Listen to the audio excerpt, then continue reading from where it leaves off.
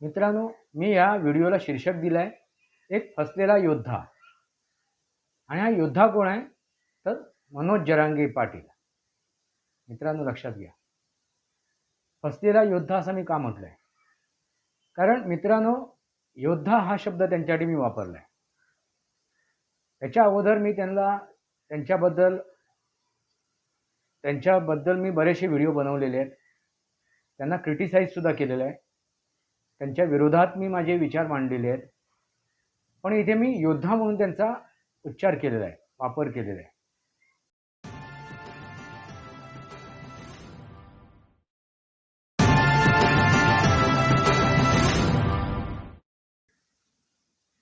नमस्कार मित्रांनो, वास्तवावर बोलू काहीतरी या शृंखलेमध्ये पुन्हा एकदा आपलं स्वागत.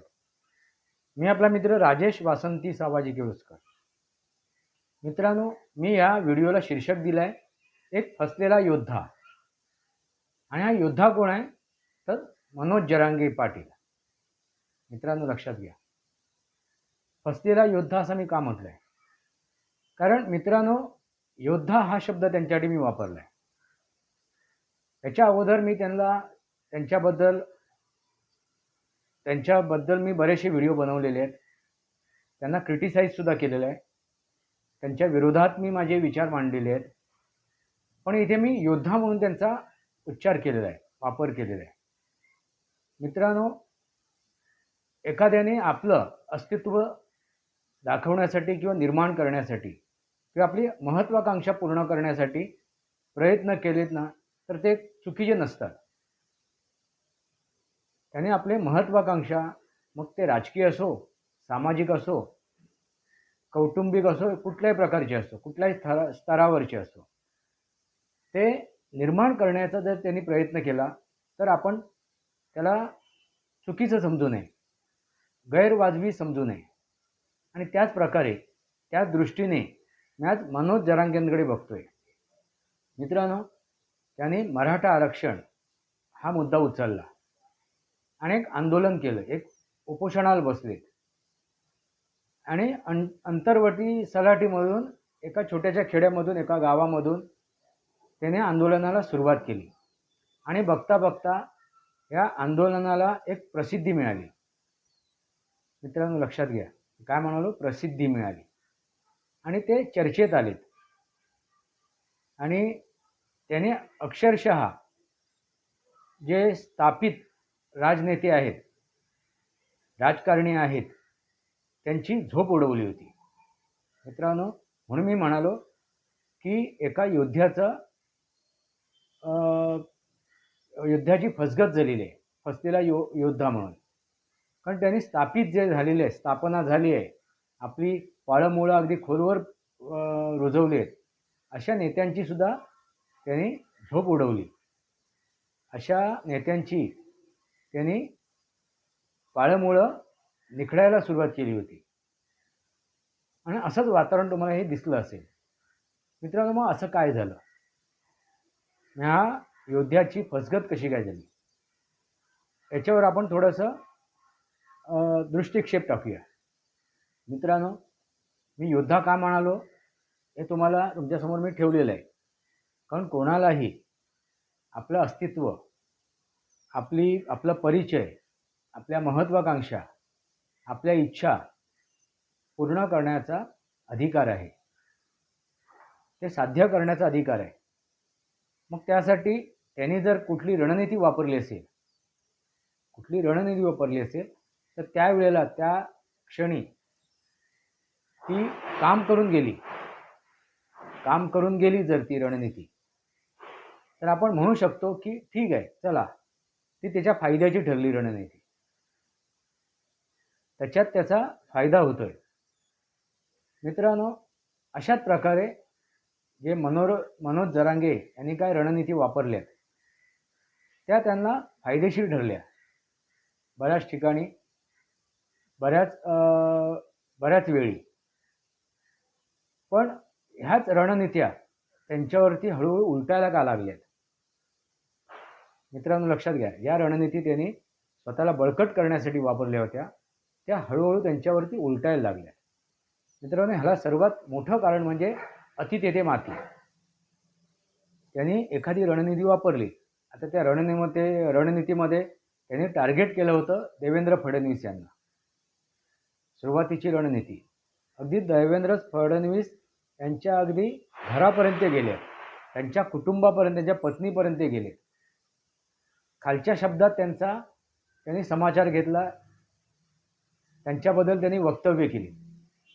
इथपर्यंत ठीक आहे, चला आपण म्हणू शकतो की त्यांना राग आहे, त्या रागाच्या भरात ते बोलत आहेत वगैरे वगैरे. कारण बऱ्याच वेळेला जातीचा जर विषय झाला ना, जाती जमातीचा, तर ब्राह्मणांचा द्वेष हा येतोच. मग तो मागासवर्गीय असो, दलित असो, तो मग ओबीसी असो किंवा मराठा असो किंवा अन्य कोणी असो, त्याने प्रत्येक वेळी ब्राह्मणांवरती आपला रोष दाखवलेला आहे, राग दाखवलेला आहे, त्यांच्या विरोधात आग फाकड केलेली असं तुम्हाला इतिहासात सुद्धा दिसून येईल मित्रांनो. कारण त्या प्रकारे इतिहासात तशा घटना घडलेल्या आहेत. त्यावेळी काही ब्राह्मणांनी ह्या समाजामध्ये तेढ निर्माण केली होती आपला दबदबा निर्माण करण्यासाठी. काही मुठ्ठीभर अगदी निवडक आपल्या स्वार्थासाठी, आपल्या मतलबासाठी त्यांनी तेढ निर्माण केली होती. जसं आता राजकीय क्षेत्रामध्ये तुम्हाला दिसून येते, काही अगदी मोजके नेते आहेत. त्या मोजक्या नेत्यांमध्ये सर्वात मोठा नेता म्हणजे शरदचंद्रजी पवार. यांनी सुद्धा जातींमध्ये तेढ निर्माण करण्याचा प्रयत्न केला होता. तसंच म्हणजे शरदचंद्रजी पवार यांच्या विचारसरणीला, त्यांच्या विचारधारेचा असलेला तो ब्राह्मण, तो त्या समाजातला एक नेता, मग तो नेता असो त्या समाजातला किंवा एक अधिकारी असो, कोणी असो, त्याचे परिणाम पुढच्या पिढीला भोगावे लागले. त्याचे पडसाद पुढच्या पिढीवरती सुद्धा ते उमटले. आणि हेच तो पुढचा पिढीचा पडसाद किंवा परिणाम झाला तो देवेंद्र फडणवीस यांच्यावरती. आपण समजू शकतो, त्यांनी रागाच्या भरात त्यांनी सर्व हे जे काय केलं, देवेंद्र फडणवीस यांच्या विरोधात जे काय भाष्य केलं, ब्राह्मणांबद्दल जे काय भाष्य केलं, ते आपण समजू शकतो. कारण त्यांच्याकडे बघितलं कसं जात होतं, तर ते अशिक्षित आहेत, त्यांचं शिक्षण झालेलं नाही आहे, त्यांना तेवढं राजकीय ज्ञान नाही, अभ्यास नाही आहे, राजकीय परिवेक्षामध्ये त्यांनी काही काम केलेलं नाही, असं त्यांच्याकडे बघितलं झालं. म्हणजे थोडक्यात एखादा दारू पिऊन एखाद्याने जर शिव्यागाळ केल्या, तर आपण म्हणतो ना, जाऊन दे, दारू प्यालेला आहे, नशेमध्ये आहे, परत त्याचं काय हे नाही येतो म्हणजे त्याचं स्वतःवरती नियंत्रण नाही आहे, त्यामुळे काय त्याच्याशी लागणार, काय त्याच्याशी तो वाद करणार, दारूच्या नशेमध्ये बोलतोय तो, असं बघून त्याच्याकडे दुर्लक्ष केलं जाते. तसाच हा एक प्रकार होता. अशिक्षित आहे, राजकीय पटलावरती त्यांनी काम केलं नाही, राजकीय त्याला काय हे काय म्हणतात त्याला, तो काय त्या चौकटीतला नाही आहे, त्या राजकीय चौकटीतला नाही आहे, राजकीय त्याला काय बेस नाही आहे, असं त्यांच्याकडे बघितलं जात होतं. त्यामुळे ते जे काय बोलत आहेत ते एका दारुड्याप्रमाणे बोलत आहेत असं समजून, एक तो दारुड्या आहे, नशेमध्ये आहे, त्याचा आपला ताबा सुटलेला आहे आणि तो बरळतोय. मित्रांनो, ठीक आहे, एका मर्यादेपर्यंत ठीक आहे. मग ह्याच सरकारने, म्हणजे ज्या सरकाराच्या विरोधात ते बोलत होते, त्या सरकारने त्यांना एक 10% आरक्षण मिळवून देण्याचा प्रयत्न केला. दुसरी गोष्ट म्हणजे आत्मनिर्भरता ह्या उद्दिष्टाने त्याने अनेक मराठा समाजातील लोकांना एक काम मिळवून दिलं. आत्मनिर्भरतेच्या मार्गातून एक काम मिळवून दिलं, हाताला एक काम मिळवून दिलं. आणखीन त्याबरोबर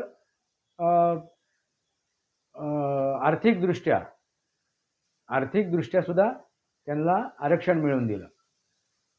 अशा काही समाज उपयोगी, समाजाचा उद्धार व्हावा म्हणजे मराठा समाजाचा, त्या दृष्टीने ह्या सरकारने पावलं उचलली होती. आता ही जर लक्षात त्यांनी घेतली असती आणि त्यावरती त्यांनी विचार केला असता, तर ही जी त्यांच्यावरती वेळ आली आहे ती वेळ त्यांच्यावरती आली नसते. जे काय मिळालं आपल्या वाट्याला येते, आता आपण ते घेऊया, स्वीकारूया आणि नंतर आपण परत पुढे एकदा विचार करू, आणखीन काय आपल्याला प्राप्त करायचं आहे, मिळवायचं आहे, साध्य करायचं आहे.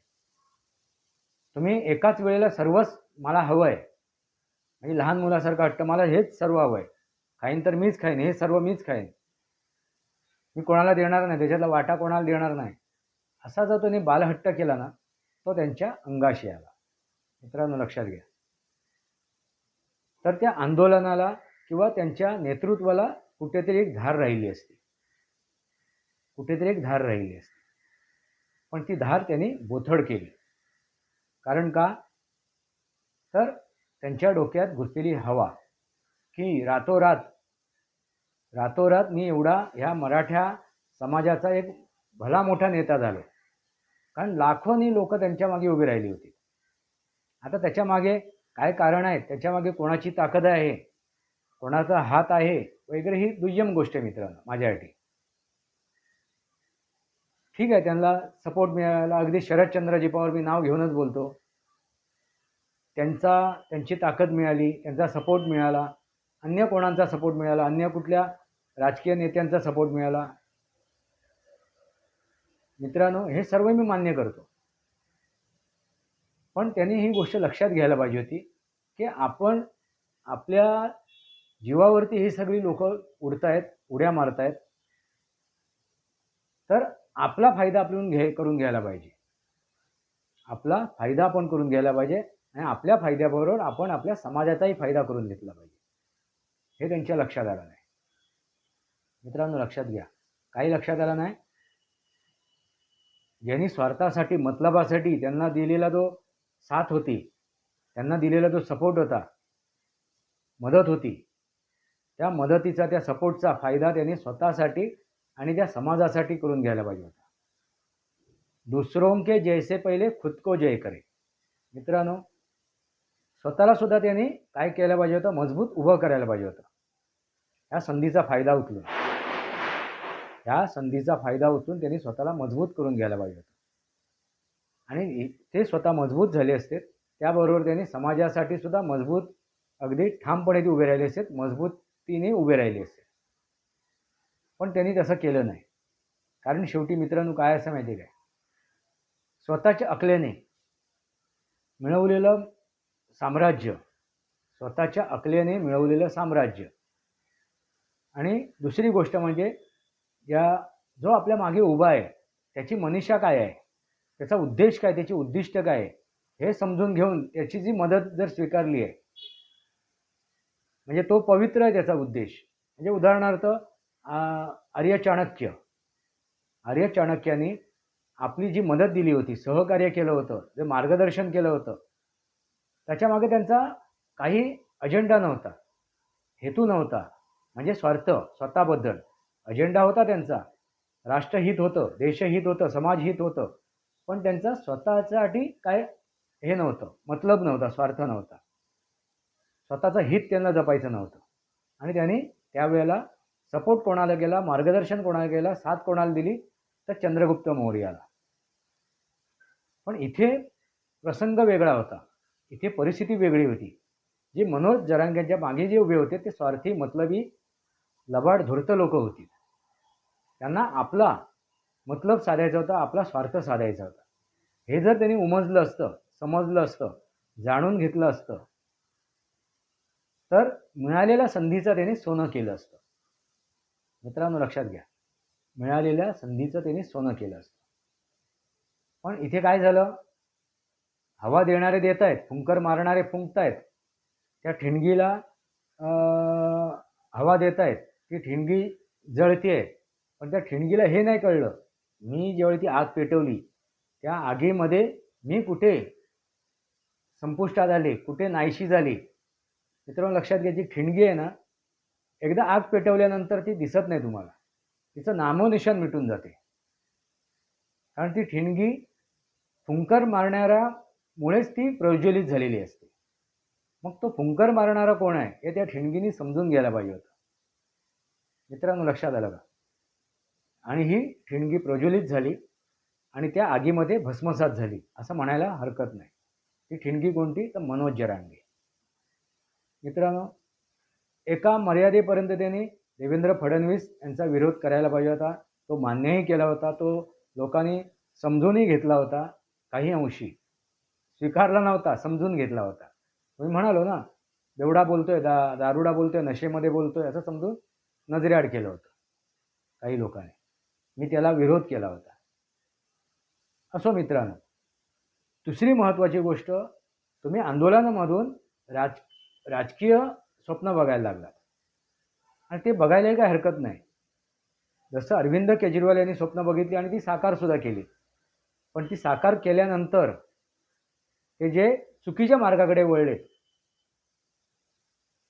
तसं होऊ नये असं मला वाटत होतं. कारण शेवटी बघा, त्यांनी मिळालेल्या संधीचा त्यांनी फायदा उचलला आणि त्याचं सोनं केलं असतं तर मी त्यांना सॅल्यूट केलं असतं, मानलं असतं की बाबा हां ठीक आहे, त्यांनी ती रणनीती वापरली. भले ते देवेंद्र फडणवीस यांच्या विरोधात गेले, त्यांच्या कुटुंबापर्यंत गेलेत, आणखीन कोणापर्यंत गेलेत, अवाच्य भाषेत भाषा वापरली वगैरे, ठीक आहे. एक त्यांची रणनीती होती स्वतःला स्थापित करण्याची. पण कुठेतरी ते थांबायला हवं होतं. कुठेतरी एक चांगलं वळण त्याला घ्यायला पाहिजे होतं. आणि हे जे काय स्वार्थी मतलबी त्यांच्या मागे उभे होते, त्यांचा स्वार्थ मतलब समजून घ्यायला पाहिजे होता आणि त्याच्यातून त्यांनी स्वतःला स्थापित करायला हवं. मित्रांनो, नंतरची पुढची गोष्ट काय आहे की त्यांनी जाहीर केलं की मी निवडणूक लढवणार. मग जर तुम्ही निवडणूक लढवणार आहे हे जर तुमच्या अगोदर माहिती होतं तर त्याप्रमाणे तुम्हाला काम करायला हवं होतं, त्याच्यावरती तुम्ही काम करायला हवं होतं. तसे तुम्ही उमेदवार उभे करायला पाहिजे, निवडायला पाहिजे होते, त्यांच्याशी चर्चा करायला हवी होती. पण शेवटी काय मित्रांनो की राजकीय कुठला त्यांना अनुभव नाही आहे, राजकीय अनुभव नाही आहे. एका रात्री निर्माण झाले ते एक नेते होते. अचानक मित्रांनो लक्षात घ्या, हुंकर मारून ती ठिणगी पेटवून त्या आगीला पेटवलं होतं. बस एवढाच त्यांचा परिचय होता. मग त्यांनी कुठलीही चर्चा केली नाही, कुठलाही अभ्यास केला नाही. कारण त्यांना ती चर्चा करू दिली नाही, त्यांना तो अभ्यास करू दिला नाही. कारण जे त्यांच्या अवतीभोवती जे होते नेते मंडळी हुंकार मारणारे, त्यांनी ते होऊ दिलं नाही. कारण उद्या सकाळी जर हे मोठे झाले तर आम्हालाही डोईजड होती. देवेंद्र फडणवीस डोईजड आहेत, एकनाथ शिंदेसुद्धा आता डोईजड होत आहे. त्याबरोबर आता मनोज जरांगे पाटील जर डोईजड झाले तर आणखीन तिसरा एक आपण डोक्यावरती धोंडा ढवला असा होईल. मित्रांनो लक्षात घ्या. त्यामुळे हळूहळू त्यांचे पाय खेचायला सुरुवात केली होती. मग आता त्यांना मार्ग सुचत नव्हता काय करायचं.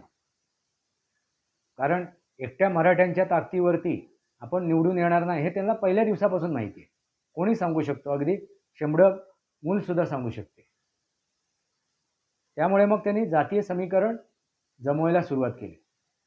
त्या जातीय समीकरणामध्ये त्यांनी एक चूक काय केली मित्रांनो, तर त्यांनी मुसलमानांना बरोबर घेतलं. दलितांना बरोबर घेतलं, मी मान्य केलं. त्यांनी मुसलमानांना बरोबर घेतलं. तिथे जर त्यांनी हिंदूंमधील जे जाती आहेत, ओबीसीमध्ये आहेत, मागासवर्गीय आहेत, आदिवासी आहेत, अशा लोकांना सर्वांना जर त्यांनी हाक दिली असती, या मराठ्यांच्या सोबत तुम्ही उभे राहा, मराठ्यांच्या सोबत उभे राहा, तर एखाद्या वेळेस त्यांची हाक अगदी तळागाळापर्यंत पोचली असती.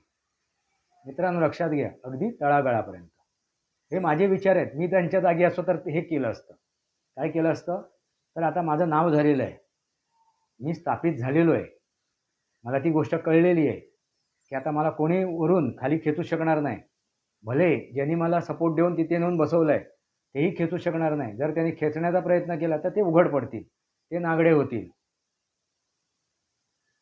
हे मला कळलं आहे, हे मी उमजलं आहे, समजलं आहे. त्यामुळे मी काय केलं असतं, तर आता जी हवा आहे, जी परिस्थिती आहे लोकसभेच्या निवडणुकीनंतर, हरियाणामध्ये जे काय घडलं, ह्याच्यामध्ये जम्मू काश्मीरमध्ये जे काय घडलं, परत योगी आदित्यनाथने जे काय हे दिली होती, हाक दिली होती, बटोगे तो कटोगे, हे सर्व बघितल्यानंतर मी असतो त्यांच्या जागी तर काय निर्णय घेतला असता, तर मुसलमानांच्या व्यतिरिक्त म्हणजे गैर मुसलमानांना मी एकत्र आणलं असतं.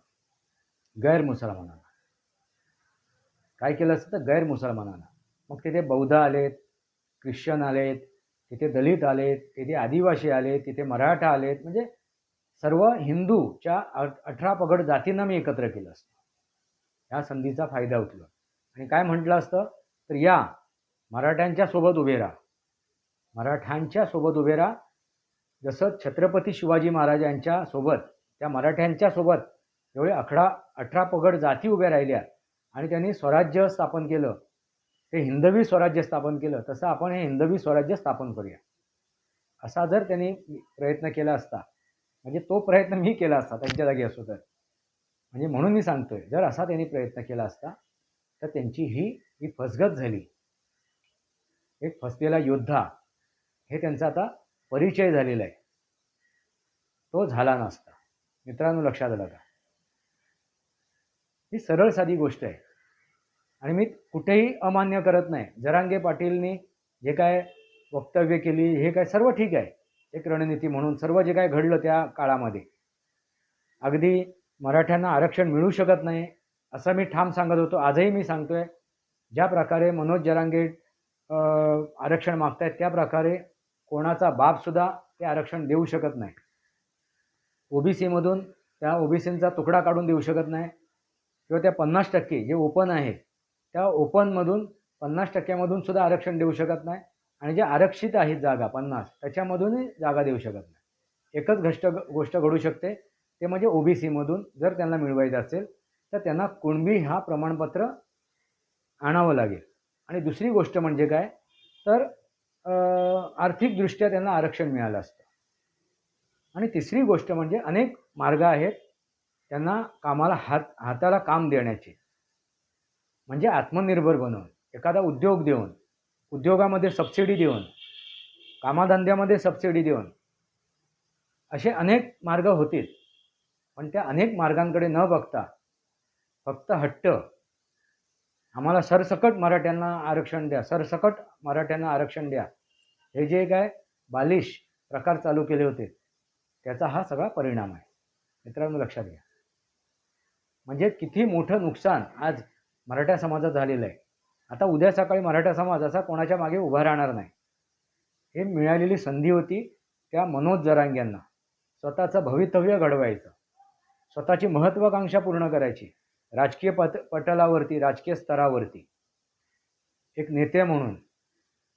भले त्यांना बोलता येत नाही, हिंदी बोलता येत नाही, मराठी पण अगदी ते अखलील बोलत नाहीत, तरीसुद्धा हळूहळू, मित्रांनो, कोणी एका दिवसात 2 दिवसात सगळं शिकून येत नाही आईच्या पोटातून, तो हळूहळू परिपक्व होत असतो. तसे ते मनोज जरांगे सुद्धा परिपक्व झाले असते, कारण सुरुवातीला त्यांची भाषा आहे आणि आताची भाषा आहे याच्यामध्ये तुम्हाला जमीन आसमानाचा फरक दिसेल. आता ते एक मुरब्बी, एक परिपक्व त्याकडे चाललेलं आपल्याला दिसून आले. आता जे भले त्यांनी माघार घेतली किंवा त्यांनी जे काय वक्तव्य केली, जी काय भाषा केली, सोडून द्या त्या गोष्टी, पण त्याच्यातून त्यांचा एक परिपक्वता दिसून आली, एक शालीनता दिसून आली. पण या शालीनतेचा, या परिपक्वतेचा त्यांनी फायदा उचलला असता, तो फायदा त्यांना मिळालेला नाही. आता या पुढे निवडणुकीचा रिझल्ट लागल्यानंतर, निकाल लागल्यानंतर त्या मनोज जरांगेंची हवा कुठपर्यंत राहील हे सांगता येत नाही. अजूनही ती हवा संपलेली नाही आहे, काही अंशी आहेत, लाखोमध्ये नाही पण हजारामध्ये आहे. मग ते हजारामधली हवा परत ती लाखोमध्ये आणू शकतात जर ते योग्यरित्या त्यांनी जर ती वाटचाल केली तर. एक मुरब्बी, एक होतकरू, एक विचारशील नेत्याचा जर त्यांनी विचार केला, त्या नेत्याप्रमाणे वागायला सुरुवात केलं, तर ते नक्कीच जे त्यांनी काय ह्या 2, 2.5, 3 वर्षामध्ये जे काय साध्य केलं आहे ते साध्य करू शकतात. बघूया आता येणाऱ्या काळात काय घडते. मित्रांनो, तुम्हाला काय वाटते? एक फसलेला योद्धा, एक फसलेला योद्धा, आता तो पुढे जाऊन अगदी स्वतःला संपवून टाकतोय, नेस्तनाबूत करतोय, की परत तो मावळलेला सूर्य परत उदयाला येईल ह्या स्थितीने परत तो काम करतोय हे दिसून येईल निवडणुकीच्या निकालानंतर. आता त्यांचं यश त्यांना लखलाभ. असो मित्रांनो, वास्तवावर बोलू काहीतरी या शृंखलेला सबस्क्राईब करा, बेल आयकॉन दाबा. माझे विचार पडत असेल लाईक करा, आपले विचार कमेंट बॉक्समध्ये. तुर्तास इतकंच. भारत माता की जय. वंदे मातरम. जय भारत, जय महाराष्ट्र, जय सनातन.